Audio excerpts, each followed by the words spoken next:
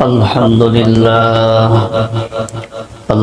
لله نحمده ونستعينه ونستغفره ونؤمن به ونتوكل عليه ونعوذ بالله من شرور أنفسنا ومن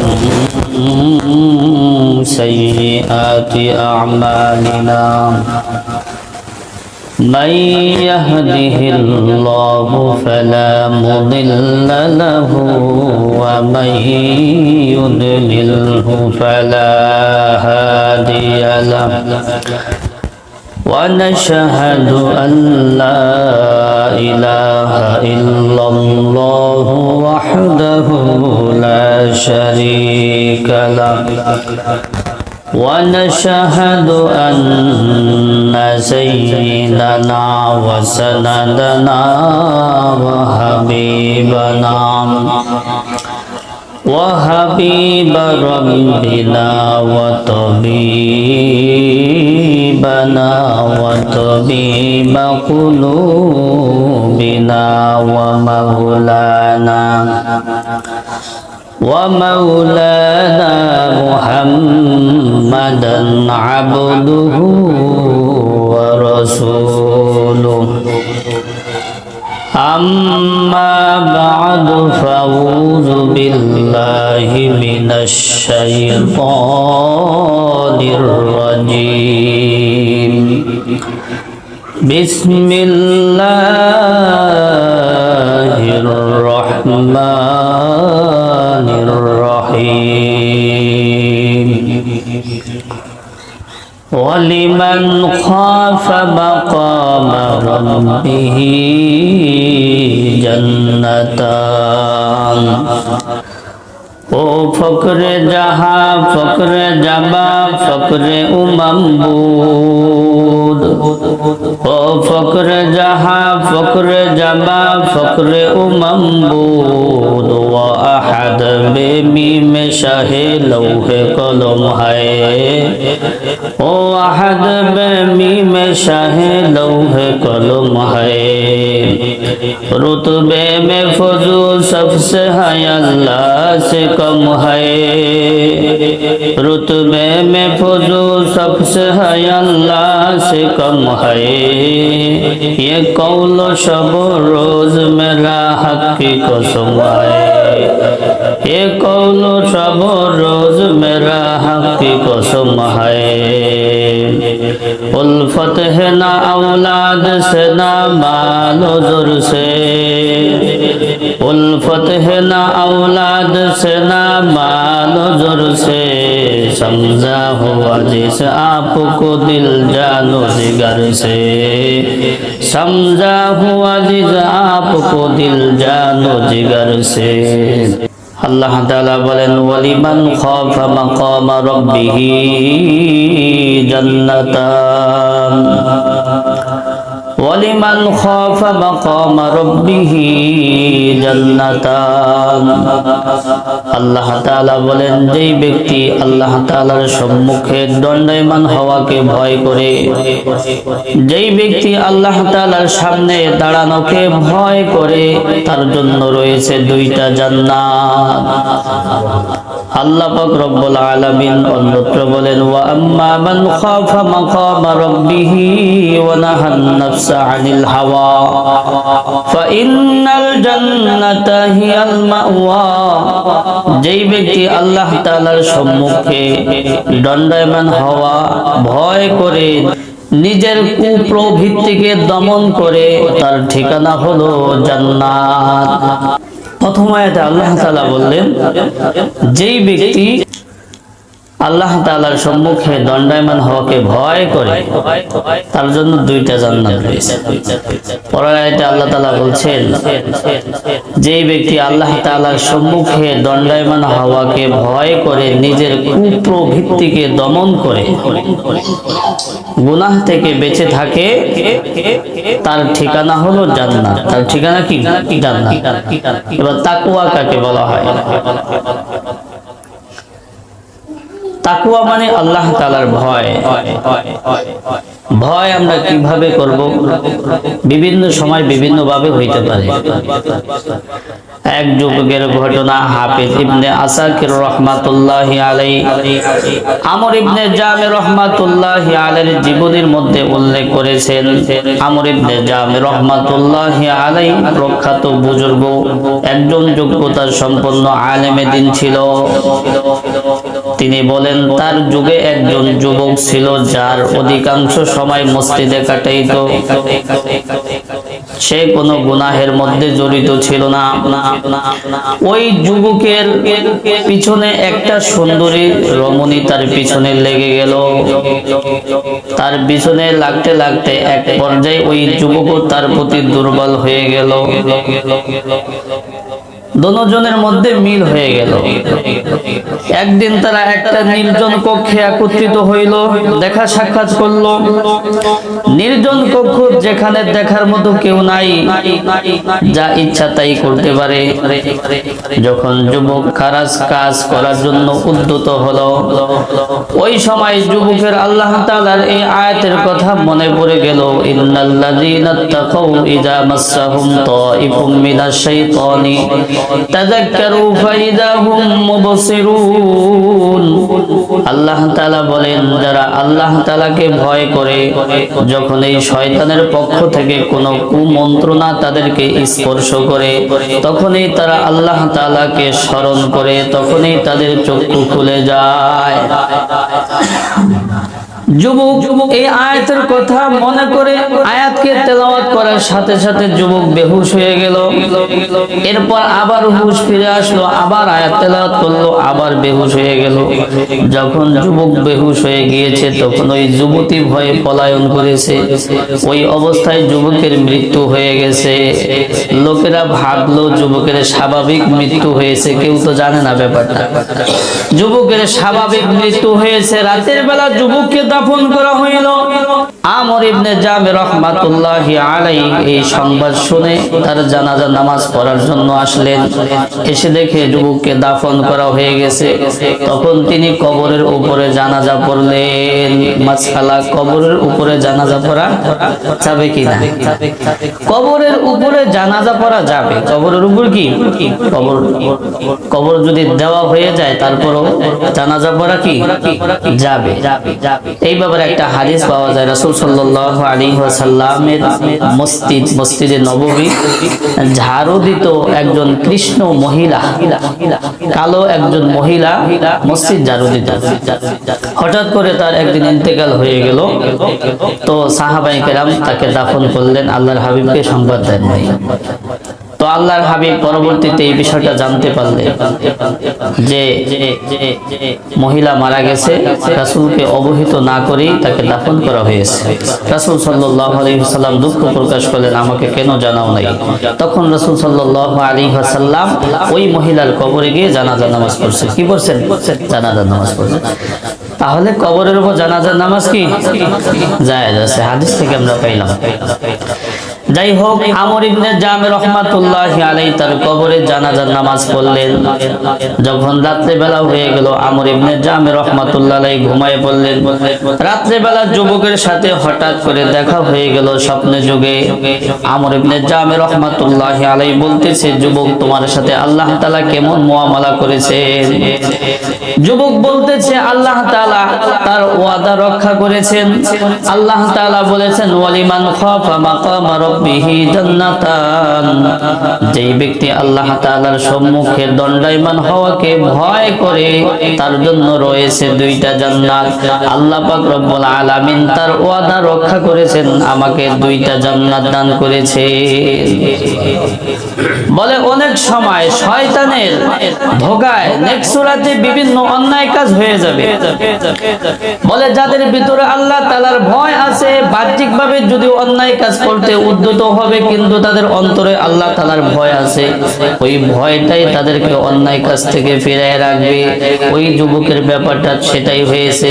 যদিও সে বাহ্যিকভাবে আসক্ত হয়েছিল, কিন্তু তার ভিতরে আল্লাহ তাআলার ভয় ছিল, যার কারণে সে গুনাহ থেকে বেঁচে সম্ভব হয়েছে।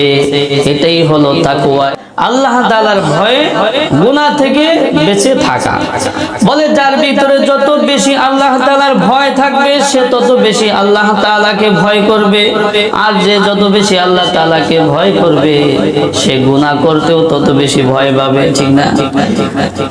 ওই যে ওমর রাদিয়াল্লাহু তাআলা আনহু এর যুগে, ওমর রাদিয়াল্লাহু তাআলা আনহু এর শাসন আমলে ওমর ফারুক রাদিয়াল্লাহু তাআলা আনহু রাতের বেলা একদিন অলিতে গলিতে, মদিনার অলিতে গলিতে ঘোরাফেরা করতেছেন।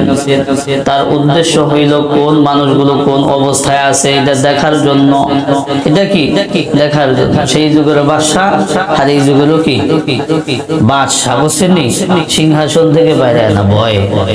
বোঝা যাচ্ছে ভয় কেন?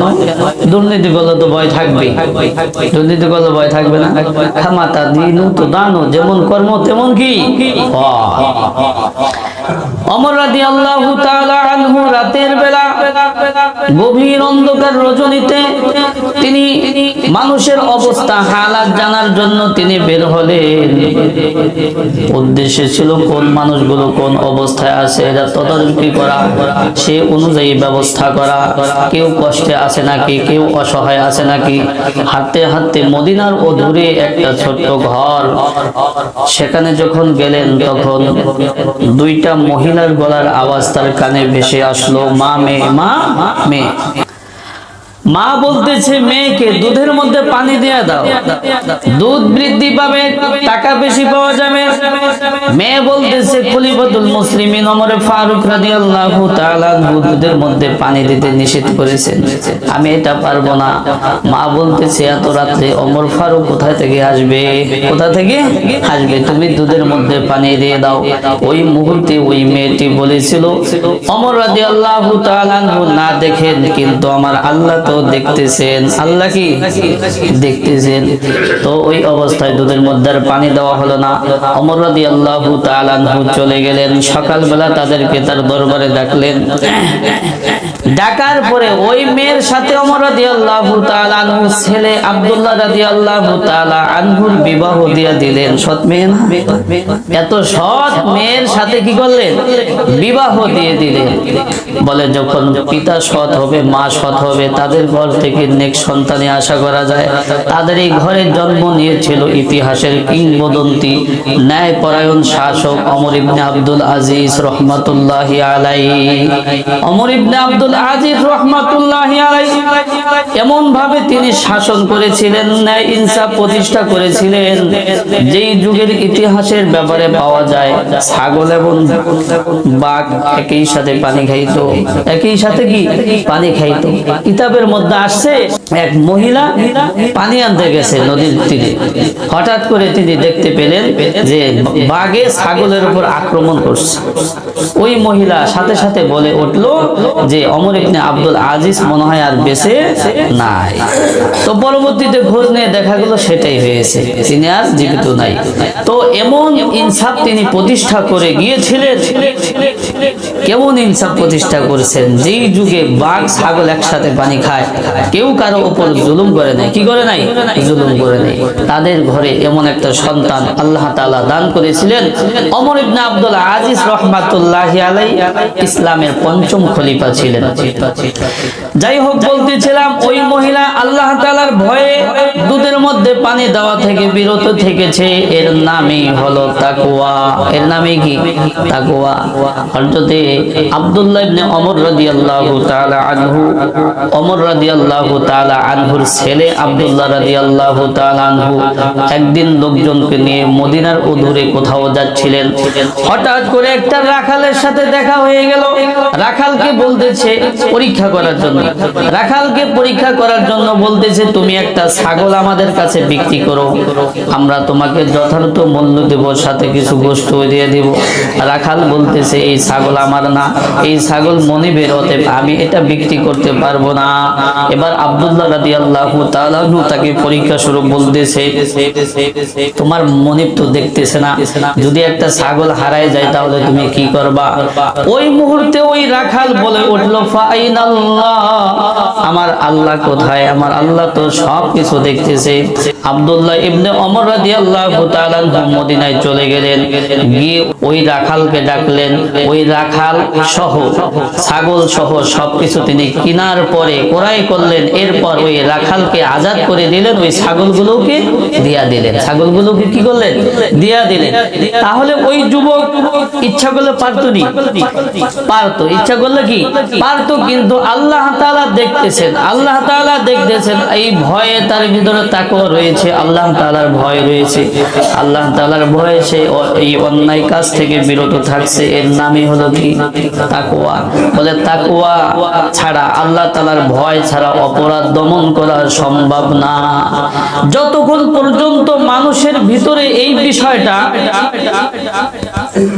সৃষ্টি না হবে যে আল্লাহ তাআলা দেখতেছেন, ওই সময় পর্যন্ত অপরাধ দমন করা সম্ভব না। বলে দিনের বেলা যদিও পুলিশ, র্যাব, সেনাবাহিনী তাদের ভূমিকা রয়েছে অপরাধ দমন করার ব্যাপারে, কিন্তু রাতের আধারে বন জঙ্গলে ঘরের দরজা বন্ধ করে সেখানে তাদের অপরাধ দমন করার ক্ষমতা কি নাই। বলে সেখান থেকে অপরাধ কিভাবে দমন করা সম্ভব হবে? বলে মানুষের ভিতরে আল্লাহ তাআলার ভয় ঢুকলে। কি ঢুকলে? ভয় ঢুকলে। হ্যাঁ, যদি একজন মানুষের ভিতরে আল্লাহ তাআলার ভয় ঢুকে যায়, তাহলে সে অপরাধ থেকে বেঁচে থাকতে পারবে।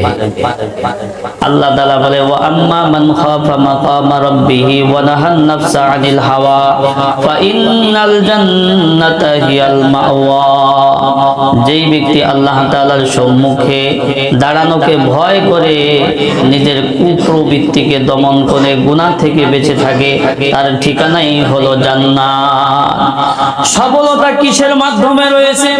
আজকে আমরা সফলতার মানদণ্ড মনে করি ভালো রেজাল্ট করা। ভালো রেজাল্ট করার মধ্যে সফলতা রয়েছে। কেউ আবার সফলতার মানদণ্ড মনে করে জায়গায় জায়গায় জমি কিনে খালি বাড়ি করা। আবার কেউ সফলতার মানদণ্ড মনে করে যে ক্ষমতা পাওয়া, নেতা হওয়া। কেউ সফলতার মানদণ্ড মনে করে ভালো খেলোয়াড় হওয়া। কিন্তু প্রকৃত সফলতা এগুলো কিছুই নাই। প্রকৃত সফলতা কিসের মাধ্যমে? আমার আল্লাহ তাআলা বলে দিয়েছেন, ফামান যুহজিহা আনিন নার ওয়া উদখিলাল জান্নাতা ফাকাদ ফাজ। আল্লাহ তাআলা বলেন, যেই ব্যক্তি জাহান্নাম থেকে নিষ্কৃতি পেয়ে জান্নাতে প্রবেশ করবে, সেই প্রকৃত সফলতা অর্জন করলো। বলে প্রকৃত সফলতা হলো ওইটাই, যে ব্যক্তি জাহান্নাম থেকে নিষ্কৃতি পেয়ে জান্নাতে প্রবেশ করতে পারবে, সেই প্রকৃত সফলতা অর্জন করলো। জান্নাতে যাওয়া একটু কষ্টকর, কারণ জান্নাতকে সাজানো হয়েছে কষ্টদায়ক জিনিস দ্বারা, আর জাহান্নামকে সাজানো হয়েছে আনন্দময় জিনিস দ্বারা। হাদিসের মধ্যে আসছে, আল্লাহ পাক রব্বুল আলামিন জান্নাত জাহান্নামকে সৃষ্টি করে জিবরাইল আলাইহিস সালাতু ওয়াস সালামকে বললেন, জিবরাইল তুমি জান্নাত এবং জান্নাতের অধিবাসীদেরকে একটু দেখে আসো। জিবরাইল আলাইহিস সালাতু ওয়াস সালাম জান্নাত দেখে এসে বলতেছে, এই জান্নাত যে একবার দেখবে, যে এই জান্নাতের কথা শুনবে, সে জান্নাতে প্রবেশ না করে ছাড়বে না, সে অবশ্যই জান্নাতে প্রবেশ করবে। আল্লাহ পাক রব্বুল আলামিন এরপর জান্নাতকে কষ্টদায়ক জিনিস দ্বারা সাজাইলেন। এরপর জিবরাইলকে বলতেছে, আবার তুমি জান্নাতে গিয়ে দেখে আসো। জিবরাইল আলাইহিস সালাতু ওয়াস সালাম দেখে এসে বলতেছে, ইয়া রব্বুল আলামিন, এই জান্নাতে মনে হয় কেউ আর প্রবেশ করতে পারবে না, কারণ জান্নাতকে যে কষ্টদায়ক জিনিস দ্বারা সাজানো হয়েছে, এমন কষ্ট মানুষ করতেও পারবে না, জান্নাতেও যাইতে পারবে না। জাহান্নাম কি সৃষ্টি করলেন? আল্লাহ পাক রব্বুল আলামিন জিবরাইল আলাইহিস সালাতু ওয়াস সালামকে বললেন, জাহান্নাম দেখে আসো, তার অধিবাসীদেরকে দেখে আসো। যখন জাহান্নাম দেখে আসলেন, তখন জিবরাইল বলতেছে, ইয়া রব্বুল আলামিন, এই জাহান্নামে কেউ আর প্রবেশ করতে চাইবে না, যে জাহান্নামের কথা শুনবে, যে দেখবে। এরপর আল্লাহ পাক রব্বুল আলামিন জাহান্নামকে আনন্দময় জিনিস দ্বারা সাজাইলেন। জাহান্নামকে আনন্দময় জিনিস দ্বারা সাজাইলেন। এরপর জিবরাইলকে বললেন, আবার গিয়ে দেখে আসো। এবার জিবরাইল দেখে এসে বলতেছি, ইয়া রব্বুল আলামিন, এই জাহান্নাম থেকে মনে হয় কেউ বাঁচতে পারবে না, কারণ যে আনন্দ জিনিস দ্বারা তাকে সাজানো হয়েছে, সকলেই আনন্দের মধ্যে পড়ে জাহান্নামে চলে যাবে। তাইলে জান্নাতকে সাজানো হয়েছে কি দ্বারা? কষ্টদায়ক জিনিস দ্বারা। কি দ্বারা?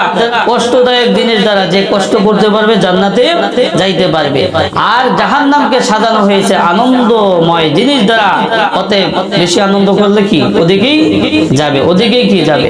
কষ্টদায়ক জিনিস দ্বারা জান্নাতকে সাজানো হয়েছে বলেই ফজরের নামাজ আমরা পড়তে পারি না। ওযু করতে কষ্ট লাগেনি? যেই শীত পড়ছে ওযু করতে কি লাগে? অনেক কষ্ট লাগে। অথচ যদি আজকে ফুটবলের ম্যাচের খেলা হয়, সারা রাত ধরে খেলা দেখতেও কষ্ট লাগবে না, ঠিক নেই? কারণ ওইটাকে আনন্দদায়ক জিনিস দ্বারা সাজানো হয়েছে। এই জন্য জান্নাত জাহান্নাম এটা আমাদের নিজেরই কি করতে হবে? কামাই করে নিতে হবে, ইবাদত করে। কি করে? ইবাদত করে কামাই করতে হবে। আমরা তো একটু ইবাদত করলে আমাদের ভিতরে ফখর অহংকার আয় হয়। সামনের কাতারে নামাজ যদি পড়তে পারি, আর যদি একজনের মসজিদে না আসে বা একটা অন্যায় কাজ করে ফেলছে, তাকে এমন ভাবে তিরস্কার করি মনে হয় আমার জীবনে কোনো আমি ভুল করি নাই। কি করি নাই? ভুল করি নাই। না, কাউকে তুচ্ছ তাচ্ছিল্য করার কোনো সুযোগ নেই, বোঝানো যাবে শেষ ভালো যার সব ভালো তার। এমন এমন অবস্থা হয় যে সারা জীবন সে গুনাহের কাজ করছে, জাহান্নামের কাজ করছে, কিন্তু শেষ সময় তার দ্বারা জান্নাতি কাজ হয়ে গেছে, সে জান্নাতে চলে গেছে। আবার সারা জীবন সে জান্নাতি কাজ করছে, কিন্তু শেষ সময় তার দ্বারা জাহান্নামী কাজ হয়ে গেছে, সে জাহান্নামে চলে গেছে। এই জন্য আমার আমল দ্বারা আমি কিভাবে ফখর করি? অহংকার করার তো কোনো সুযোগ নাই, আছে? অহংকার করার কোনো সুযোগ নাই। আমি জান্নাতে যাব, কি গ্যারান্টি আছে? কি গ্যারান্টি আছে? যদি আমার শেষ পরিণতি না ভালো হয়, তাহলে আমার তো জাহান্নাম ছাড়া কোনো উপায় নাই। এই জন্য ফখর করা যাবে না, অহংকার করা যাবে না। সাহাবায়ে কেরামের নীতি কেমন ছিল? তারা আল্লাহ তাআলাকে কেমন ভয় করত? হযরতে হানজালা রাদিয়াল্লাহু তাআলা আনহু একদিন রাসূলুল্লাহ সাল্লাল্লাহু আলাইহি ওয়াসাল্লামের কাছে এসে বলতেছে, ইয়া রাসূলুল্লাহ, ইয়া হাবিবাল্লাহ, নাফাকা হানজালা তু ইয়া রাসূলুল্লাহ, ইয়া রাসূলুল্লাহ, হানজালা ধ্বংস হয়ে গেছে। হানজালা কি হয়ে গেছে? ধ্বংস হয়ে গেছে। হানজালা মুনাফিক হয়ে গেছে। আল্লাহর হাবিব জিজ্ঞাসা করলেন, তোমার কি হয়েছে? আমাকে খুলে বলো। হানজালা রাদিয়াল্লাহু তাআলা আনহু বলতেছে, ইয়া রাসূলুল্লাহ, ইয়া হাবিবাল্লাহ, যখন আপনার কাছে থাকি তখন আমার অবস্থা একরকম থাকে। যখন কোরআনের আলোচনা শুনি, হাদিসের আলোচনা শুনি, জান্নাত জাহান্নামের কথা শুনি, তখন আমার হালাত একরকম থাকে। আর যখন আপনার থেকে চলে যাই, দূরে কোথাও চলে যাই, নিজের কর্মে চলে যাই, তখন আমার অবস্থা অন্যরকম হয়ে যায়। অতএব আমি মুনাফিক হয়ে গেছি। কি হয়ে গেছি? মুনাফিক হয়ে গেছি। আল্লাহর হাবিব বললেন, ইয়া হানজালা তু সাআতান ওয়া সাআতান, হে হানজালা, তুমি ঘাবড়ায়ো না, মানুষের এমন অবস্থা হবে, এমন অবস্থাও হবে। অতএব ঘাবড়ানোর কিছুই নাই। তোমার কাজ হইল তুমি আমল করে যাও। হযরত ওমর রাদিয়াল্লাহু তাআলা আনহু, যার ব্যাপারে বলা হয়েছে ইন্না ওমরা ফিল জান্নাহ, ওমর রাদিয়াল্লাহু তাআলা আনহু বলেন, আল্লাহর হাবিব বলেছেন নিশ্চয়ই ওমর জান্নাতে। এই কথা আমি নিজ কানে শুনছি। ওমর রাদিয়াল্লাহু তাআলা আনহু নিজে বলেন, আল্লাহর হাবিব বলছেন ইন্নাল ওমরা ফিল জান্নাহ, ওমর জান্নাতি। ওমর কি? জান্নাতি। বলে শুধু কি তাই? আল্লাহর হাবিব সরকারে দো আলম যখন মেরাজের রজনীতে জান্নাত ভ্রমণ করলেন, তখন তিনি জান্নাতের মধ্যে একটা ভবন দেখতে পেলেন। এত সুন্দর একটা ভবন বালাখানা, যেখানে দেখতে পেলেন সুন্দরী রমণীরা ওযু করতেছে। আল্লাহর হাবিব সেখানে প্রবেশ করতে চাইলেন, আবার এরপর নিজেই বললেন, না, আমি প্রবেশ করব না। কারণ আল্লাহর হাবিব জিজ্ঞাসা করলেন, এটা কার জন্য বানানো হয়েছে? জিবরাইল আলাইহিস সালাতু ওয়াস সালাম বললেন, এটা বানানো হয়েছে ওমর রাদিয়াল্লাহু তাআলা আনহুর জন্য, যার কারণে তিনি প্রবেশ করতে চান নাই। কেন? বলে ওমর রাদিয়াল্লাহু তাআলা আনহু আত্মমর্যাদা সম্পন্ন ব্যক্তি, তার গায়রাতে আঘাত লাগবে, এই জন্য তিনি কি করে নাই? সেখানে প্রবেশ করে নাই। তো ওমর রাদিয়াল্লাহু তাআলা আনহু এমন একজন মানুষ, এই ঘটনা আল্লাহর হাবিব মেরাজের পরে কি করছেন? আয়েশা জনসম্মুখে কি করছেন? বর্ণনা করছেন। ওমর রাদিয়াল্লাহু তাআলা শুনেন নাই? হ্যাঁ, শুনছেন, ঠিক না? শুনছেন। আবার ওইটাও শুনছেন, ইন্নাল ওমরা ফিল জান্নাহ, যে ওমর রাদিয়াল্লাহু তাআলা আনহু কি? জান্নাতি। ওমর রাদিয়াল্লাহু তাআলা আনহু জান্নাতি। এই সব কিছু শোনার পরে জান্নাতের সার্টিফিকেট হওয়া সত্ত্বেও আল্লাহর হাবিব যখন ইন্তেকাল করলেন, তখন তিনি হুযায়ফাতুল ইয়ামান রাদিয়াল্লাহু তাআলা আনহু এর কাছে সরকারে দু আলম মুনাফিকের দৃষ্টি দিয়া গিয়েছিলেন। মদিনার মধ্যে কারা কারা মুনাফিক? গভীর অন্ধকার রজনীতে ওমর রাদিয়াল্লাহু তাআলা আনহু একদিন হুযায়ফাতুল ইয়ামান রাদিয়াল্লাহু তাআলা আনহু দরজায় গিয়ে নক করলেন। হুযায়ফাতুল ইয়ামান রাদিয়াল্লাহু তাআলা আনহু দরজা খুলে দেখেন হযরতে ওমর রাদিয়াল্লাহু তাআলা আনহু বলতেছে, আপনি কেন এত রাতে আমার কাছে আসলেন? ওমর রাদিয়াল্লাহু তাআলা আনহু অত্যন্ত বিনয়ের সাথে তিনি বলতেছেন, হে হুযায়ফাতুল ইয়ামান, তোমার কাছে আল্লাহর হাবিব মুনাফিকদের লিস্টের তালিকা দেয়া গেছে, আমি ওমরের নামটা আছে কিনা এটা জানার জন্য আমি আসছি। তাহলে নিজেকে কত কি করছে? জান্নাতের সার্টিফিকেট ওয়ালা সাহাবী, এটা নিজে জানতো, নিজে কি জানতো, তারপরে নিজেকে এত তুচ্ছ তাচ্ছিল্য করছে, নিজেকে এত ছোট মনে করছে যে আল্লাহর হাবিবের যুগে আমি ভালো ছিলাম, এখন খারাপ হয়ে গেলাম কিনা। তাইলে তাদের মধ্যে আর আমাদের মধ্যে কি পার্থক্য? কি পার্থক্য হলো এটাই, তারা আমল করলে নিজেকে ছোট মনে করতো, আর আমরা আমল করলে নিজেকে কি করি? বড় মনে করি। যেইভাবে হোক আমলটা আমরা প্রকাশ করে মানুষকে দেখাইতে হবে। কি করতে হবে? মানুষকে দেখাইতে হবে। আর যারা পরে করে না আমল, তাদেরকে তুচ্ছ তাচ্ছিল্য হ্যায় প্রতিপন্ন করতে হবে। কি করতে হবে? হ্যায় প্রতিপন্ন করতে হবে। একটা কথা পরিষ্কার মনে রাখবেন, আমল করলে তার দিল, অন্তর, মন মানসিকতা ভালো হবে না খারাপ হবে? ভালো হবে। তাইলে যারা আমল করে অন্যকে তুচ্ছ তাচ্ছিল্য করলো, হ্যায় প্রতিপন্ন করলো, তাদের আমলেই কবুল হয় নাই। কি হয় নাই? কারণ আমল কবুল হইলে সে সংশোধন হবে। কি হবে? সংশোধন হবে। যদি সে সংশোধন না হয়, তাহলে কি বোঝা গেল? তার আমলে কি হয় নাই? কবুল হয় নাই। বুঝা আসছে? এই জন্য আমল করতে হবে আল্লাহ তাআলার জন্য। কি করতে হবে? আল্লাহ তাআলার জন্য আমল করব।